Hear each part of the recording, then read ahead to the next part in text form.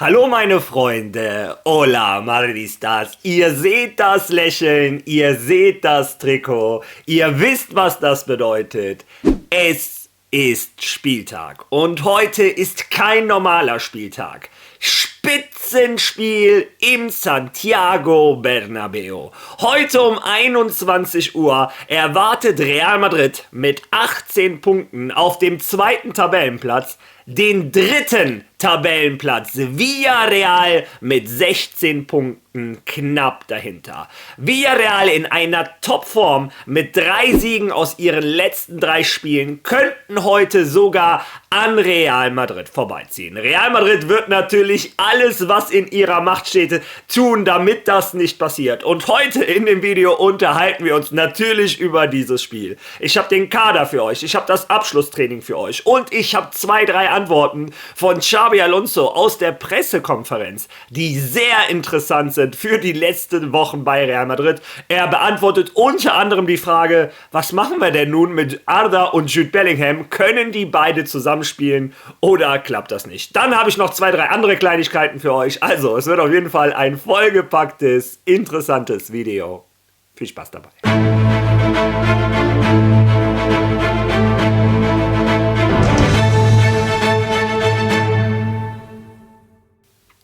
Ja, zunächst einmal Ehre, wem Ehre gebührt. Vorgestern habe ich euch noch gesagt, Eder Militaus Traumtor gegen Espanyol Barcelona wurde zum Tor des Monats gewählt. Und kurz danach habe ich euch berichtet, Arda Güler wurde zum U23-Spieler des Monats gewählt. Und als ich noch gesagt hatte, Arda hätte auch einfach so zum Spieler des Monats gewählt worden können, bei der Leistung, die der abgerufen hat. Aber mein Zusatz war, ich schätze mal, ein Kylian Mbappé hat da auch noch ein Wörtchen mitzureden und ich habe recht behalten. Der Franzose wurde von La Liga gewählt zum Spieler des Monats. Ich glaube, wen wundert es? 6 Spiele, wenn ich mich nicht täusche, 8 Tore in La Liga. Der Franzose ist in der Form seines Lebens. Er und Arda Güler sind zurzeit die kongenialste Partnerschaft, die es in Europa gibt und beide wurden dafür belohnt.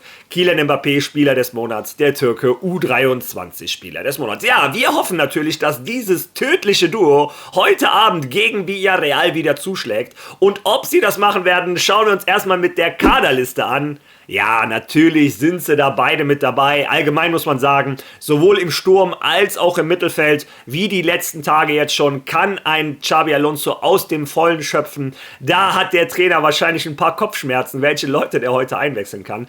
Im Tor sind sie auch dabei. In der Abwehr, die gute Nachricht, die habe ich gestern in meinem Livestream gesagt, Eder Militao ist zurück. Der Brasilianer, so wichtig in der Innenverteidigung, an der Seite von Dienhausen, wird er heute gegen Villarreal wieder verteidigen. Gute Nachrichten für den Madridismo, Eder Militao ist dabei. Ja, und jetzt würde ich sagen, ist ein guter Zeitpunkt, um zum Abschlusstraining von unseren Jungs zu gehen. Schaut euch das mal an.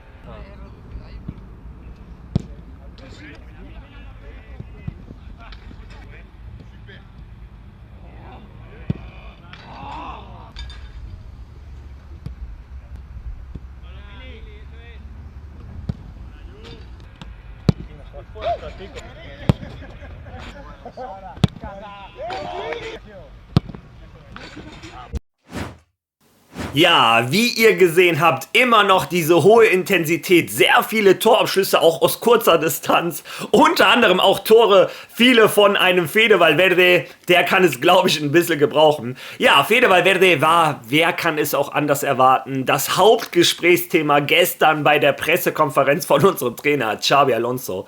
Und eine Sache wollte unser Trainer mal von Anfang an klarstellen, da hat unser Trainer ein Machtwort gesprochen und das fand ich so interessant. Das wollte ich mit euch teilen. Hier Andrés Rubio vom spanischen Fernsehen.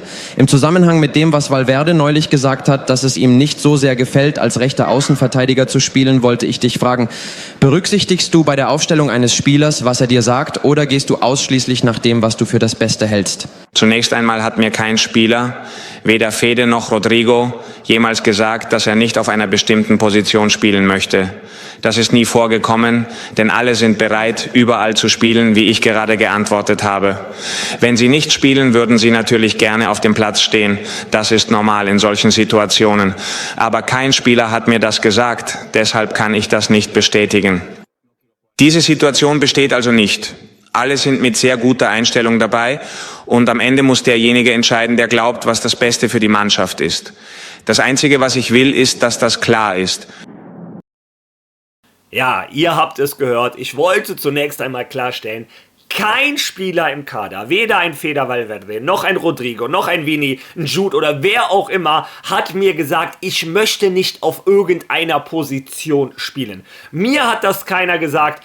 Alle sind bereit, jeder möchte spielen. Es ist normal, dass es Leute gibt, die mal happier sind und nicht so happy, wenn sie spielen oder nicht. Aber jeder ist bereit, für Real Madrid zu spielen. Und ich finde auch wichtig, dass unser Trainer so ein Machtwort gesprochen hat. Es sind einfach zu viele Nebenkriegsschauplätze aufgetaucht.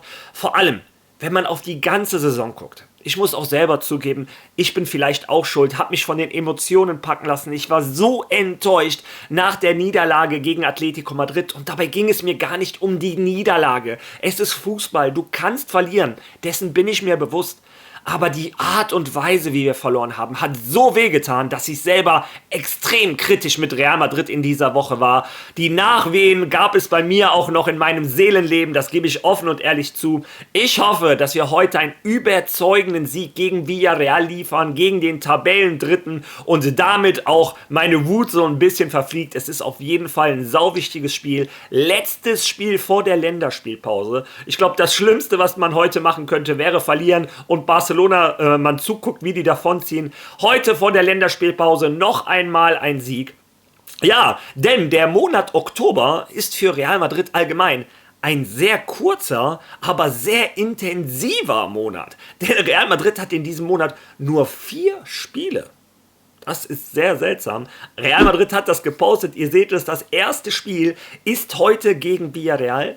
Dann geht es in die Länderspielpausen. Und wenn dann Madrid wiederkommt, geht es Schlag auf Schlag. Ein sehr schweres Spiel in Getafe. Also wer die letzten Jahre gesehen hat, weiß, dass der kleine Stadtrivale extrem unangenehm zu bespielen ist mit Bordalas. Also und dann auch noch ein Spiel direkt nach der Länderspielpause. Ich habe jetzt schon Kopfschmerzen. Trotz alledem, wie ihr seht, ein sehr schweres Spiel.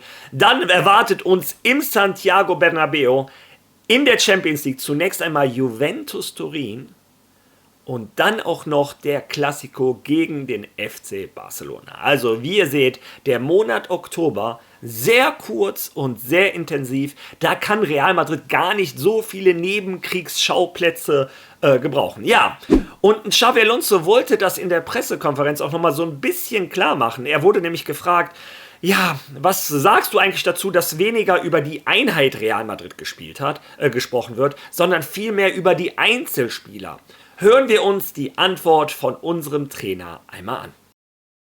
Dieser Prozess der Verbesserung der Mannschaft, von dem du sprichst und der notwendig ist, um das zu erreichen, was du willst. Macht es dir langsam Sorgen, dass mehr über einzelne Namen gesprochen wird, Valverde, Vinicius, Rodrigo, der Moment von Jude, dass das passieren könnte? Könnten wir uns ein wenig darauf konzentrieren, dass dieses Ziel, dass alles als Team funktioniert, im Vordergrund steht? Wir haben das große Glück, sehr viel Zeit miteinander zu verbringen und ausgiebig reden zu können, um eventuelle Dinge zu korrigieren. Und das gibt uns das starke Gefühl, dass wir es gemeinsam schaffen werden. Wir betonen immer wieder, dass das Team das Wichtigste ist, dass alle wichtig sein werden, dass jeder seinen Moment haben wird. Und welche Momente, in denen man erwartet hatte zu spielen und dass es keine gab. Und das ist ganz normal. Das muss man einfach als selbstverständlich ansehen. Es ist eine neue Situation, eine Situation, mit der wir leben müssen. Und wir müssen wissen, dass es wieder passieren wird. Ja, und wer da zwischen den Zeilen gelesen hat, ohne dass Xabi Alonso das wollte, zu 100% eine kleine Kritik am Ex-Trainer geäußert. Denn er hat klar gemacht, es ist neu hier für den Kader, es wird viel mehr rotiert. Jeder, der mal nicht spielt, muss das akzeptieren lernen. Das wird in der Zukunft auch nochmal passieren, dass du, obwohl du spielen willst, auf der Bank sitzt. Ja, das ist das Konzept Xabi Alonso. Er hat von Anfang an gesagt, es wird viel rotiert. Und auch ein Vini, ein Rodrigo, Bellingham oder wer auch immer, wenn er mal auf der Bank sitzt, muss er akzeptieren, so läuft das in einer Mannschaft. Die Saison ist lang, jeder wird seine Momente kriegen. Also, wie gesagt, das war, glaube ich, so ein kleiner Denkzettel so an die Mannschaft, dass er keine Szenen haben möchte, wenn jemand auf der Bank ist. So funktioniert nun mal das System Xabi Alonso. Ja, und wie ich eben schon gesagt habe, wenn man sich die ganze Saison bisher anguckt, hat Real Madrid von 8 Spielen 7 Siege, eine Niederlage oder von 7 Spielen 6 Siege, eine Niederlage. Ich kann jetzt da durcheinander kommen. Im Großen und Ganzen spielt Madrid eine wirklich gute Saison.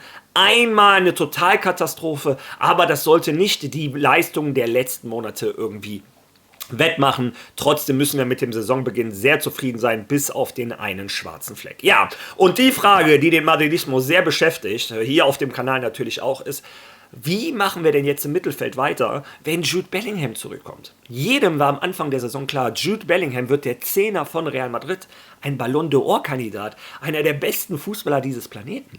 Aber ein Arda Güler bildet mit einem Kylian Mbappé das gefährlichste Duo Europas. Diese unglaubliche Chemie, sollen wir die wirklich riskieren dafür, dass ein Jude Bellingham zurückkommt? Xabi Alonso wurde das natürlich gefragt, ob die beste Position für beide Spieler nicht die 10 ist. Hören wir uns die Antwort von Xabi Alonso einmal an. Hallo Xavi, Abraham Romero, die Welt. Um bei Bellingham zu bleiben, ich weiß nicht, ob die Passform des Mittelfelds Ihnen derzeit am meisten Sorgen bereitet. Guller hat gezeigt, dass das Spiel im Innenraum, wo er sich wie neulich gegen Gairat dreht, vielleicht seine beste Position ist. Und es ist auch Bellinghams Position. Wie können sich die beiden Ihrer Meinung nach ergänzen? Ich denke, sie können sich ergänzen. Wir werden sehen, wie wir die anderen Teile aufstellen. Ich denke, wir brauchen ein Gleichgewicht. Wir müssen diese Bereiche bestmöglich besetzen und den Ball zu Jude bringen. Das ist für mich immer sehr wichtig, wie wir in die Zehnerposition kommen. Arda konnte als Zehner spielen und auch etwas tiefer, vielleicht nicht so sehr jetzt in der Liga, sondern eher bei der Weltmeisterschaft, aber er kann das machen. Deshalb müssen sie ihren Platz finden, es muss fließen, sie müssen sich wohlfühlen und Judy und Arda können das. Ich habe gesehen, dass sie es schon zusammen gemacht haben und sie werden es ganz sicher wieder tun. Ja, ihr habt es selber gehört. Ich glaube, Xabi Alonso hat relativ klar gemacht, sein Zehner ist Jude Bellingham. So habe ich das zumindest verstanden. Er hat ja gesagt, wir müssen schauen, wie wir den Ball an Jude kriegen.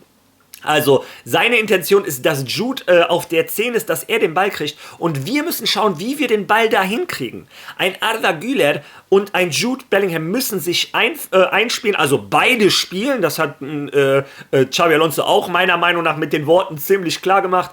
Ein Arda Güler wird wohl wie bei der Club-WM etwas weiter eher auf der 8 spielen als auf der 10. Ich habe gesagt, gestern in meinem Livestream habe ich noch gesagt, auch wenn die perfekte Position für Arda vielleicht die 10 ist, die Mannschaft braucht ihn zurzeit auch im Spielaufbau. Wir müssen wieder den Ball sauber von hinten nach vorne bekommen. Und Arda Güler hat nun mal diese Qualitäten, diese Sicherheit am Ball, das Verständnis für die Spielsituation, das Verständnis für das Timing. Er weiß ganz genau, wann es mal Zeit ist, einen sicheren Ball zu spielen, einen Foul rauszuholen, wann es mal Zeit ist, sich zu drehen und nach vorne mit dem Ball zu starten. Ich glaube, die Antwort war ziemlich klar. Wir werden demnächst Arda eher im Spielaufbau sehen, auf der 8, wo der sowohl hinten helfen kann, als auch vorne. Natürlich kann er da auch noch die Pässe an Kylian Mbappé spielen oder seinen linken Fuß spazieren schicken. Mal gucken, was da für Kanonen rauskommen. Ja, Xabi Alonso hat die Frage, glaube ich, ziemlich klargestellt. Ja, und jetzt, wie gesagt, Werbung in eigener Sache. Heute um 21 Uhr dieses Spitzenspiel. Natürlich werde ich eine Live-Watch-Party machen. Letztes Mal waren wir über 500. Mal schauen, ob wir das heute noch steigern können. Ich arbeite wieder an einem kleinen Veränderung, die euch gefallen wird. Ihr seht, ich bleibe unermüdlich dran. Wäre schön, wenn viele von euch heute einschalten und wir zusammen hoffentlich den Sieg von Real Madrid sehen. Ja, und bevor ich mich jetzt verabschiede, kommt, wie ihr es kennt, natürlich die Aufstellung, die ich machen würde, wenn ich Trainer von Real Madrid wäre.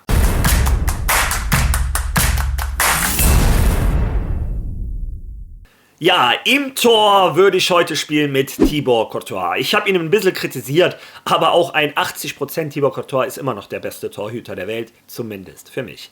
Ich würde in der Abwehr, ja, sehr flexibel sein. Es könnte ein 4-4-2 sein, es könnte ein 3-5-2 sein. Im Endeffekt wird das Aurélien Tchouaméni entscheiden. Wie ihr seht, der Franzose ist der einzige, den ihr von Anfang an schon sehen könnt. Ja, meine rechter Verteidiger wäre für heute Fede Valverde. Und das hat nichts damit zu tun, dass das eine Machtdemonstration von mir als Trainer wäre. Es hat einfach damit zu tun, dass er meiner Meinung nach der zurzeit beste Kandidat für den rechten Verteidiger ist. Hat er im Laufe der letzten Saison schon gezeigt. Ich meine, ich hatte es damals vorher schon gesagt, bevor ein Ancelotti ihn dahingestellt hat, dass er einfach die besten Voraussetzungen hat. Unglaublich dynamisch, unglaublich zweikampfstark in der Defensive, nach vorne ein ständiger Gefahrenherd, kann flanken, kann schießen. Mein rechter Verteidiger wäre Fede Valverde.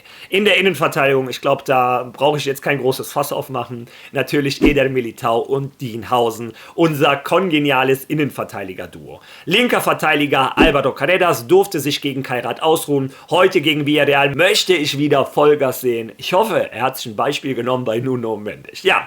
Auf der 6 seht ihr schon Aurélien Tchouaméni. Dann davor, je nachdem wie fit die sind, ich gehe einfach mal davon aus, dass sie fit sind, haben beide in der Champions League gegen Kairat in den paar Minuten mir gut gefallen, sind inzwischen auch schon seit 2-3 Wochen wieder im Training. Die zwei, die ich im Mittelfeld aufstellen würde, wären Eduardo Camavinga und Jude Bellingham. Die sind die Box-to-Box-Spieler, die die Mannschaft sowohl vorne als hinten unterstützen, die auch für den Spielaufbau zuständig werden. Denn ich glaube persönlich, beide haben das in den Füßen.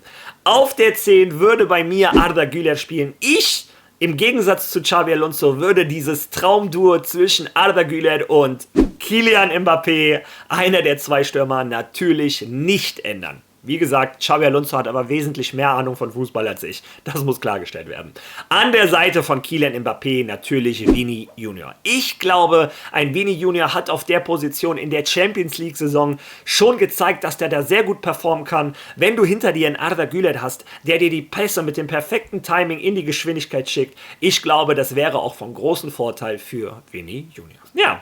Das wäre meine Aufstellung, wenn ich Trainer von Real Madrid wäre. Ich bin gespannt, was du zu meiner Aufstellung zu sagen hast. Ich bin gespannt, welche Aufstellung du wählen würdest. Lass das bitte in den Kommentaren. Und wenn du schon mal da bist, dann lass doch ein Like da. Teil dieses Video, hypen, wenn du noch die Möglichkeit hast, Ende der Woche. Und wenn du noch kein Follow da gelassen hast, bitte klick drauf. Das unterstützt diesen Kanal enorm. Ja, ich würde vorschlagen, wir sehen uns heute so ab 8:30, schätze ich mal, fange ich mit dem Live-Watch-Along an. Wenn du keine Zeit hast, sehen wir uns spätestens morgen bei der Analyse des Spiels. Also, bis dahin. ¡A la Madrid!